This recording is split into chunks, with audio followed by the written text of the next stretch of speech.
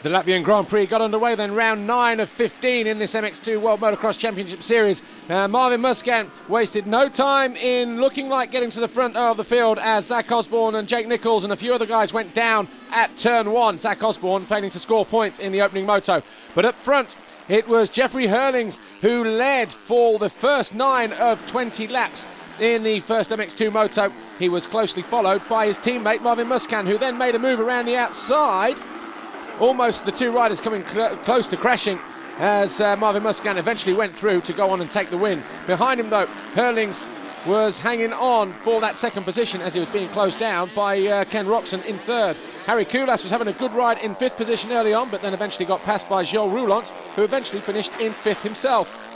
But Hurlings and Roxon went at it bar to bar throughout the remainder of the race, and with Marvin Musquin up front, it was eventually Roxon who came over the line to take second, with Hurlings third.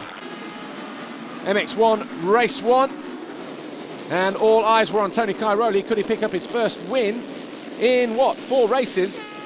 Well, as they came out of the first turn, it was Steve Ramon on the Rockstar Tekka Suzuki who took the early lead from Evgeny Bobryshev. Clement de Sal was in there, so too David Philipparts and Cairoli, but Cairoli spent too long in getting past his Italian. Jimmy Albertson had a good start. He started third in the opening laps, but then eventually disappeared down the order to 12th place.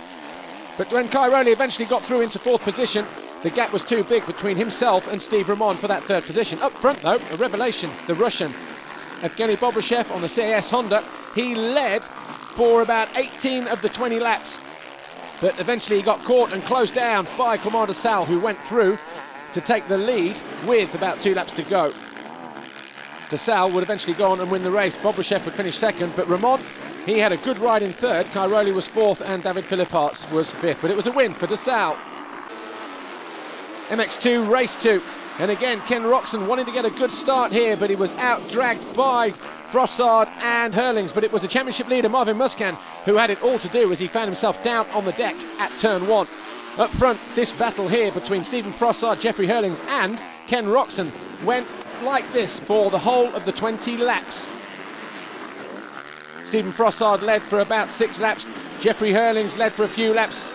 The only rider out of the 3 was Ken Roxon not to have led, but Hurlings made a move on Stephen Frossard, and almost immediately Hurlings followed through as well into 2nd position, and for a while it looked like Frossard lost interest and lost faith, but a couple of laps later he was back on the case and on the back of Ken Roxon and moved into 2nd position. After that it was a drag race between him and Hurlings for the win, and it was the Dutchman who would go on to take it and the overall victory. MX1 race 2, final race of the day. Tony Cairoli got a good start this time. It was his teammate Max Nagel who flew out of the blocks into the whole shot position.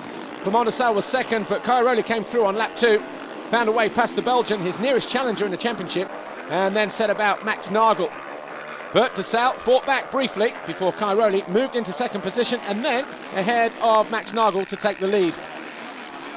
Nagel then started to drop backwards as Ramon came through, and Ramon then found himself in 3rd position. Up front though, Tony Cairoli was styling it for the crowds. Clement de Sal was in 2nd, Steve Ramon was in 3rd, and Evgeny Bobryshev having another good start. He found himself in 4th position, the number 777 Honda rider. And that was good enough for him to take 4th overall. But Tony Cairoli came out of the final corner. He won the 2nd moto, but overall Clement de Sal won the GP.